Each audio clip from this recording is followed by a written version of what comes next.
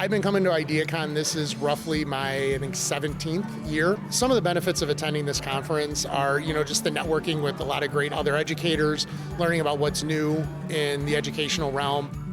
You're going to learn a ton. You're going to meet a lot of educators that are looking for the same thing and are wanting to learn the same thing.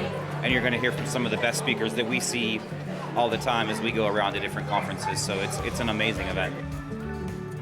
Now moving to Illinois Digital Educators Alliance, we're really just focusing on good educational practices. We're excited about that and just the energy. A lot of people have been saying that, just the energy and the vibe of the experience, as well as the students. We've had student performers every day in the beginning. We've had students in our exhibit hall right now.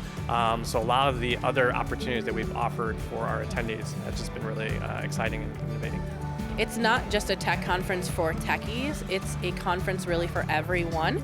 I come to a lot of ed tech conferences because I love the fellowship and networking. When you see the next generation doing better than you and coming up with ideas that you didn't think of, that's really inspiring.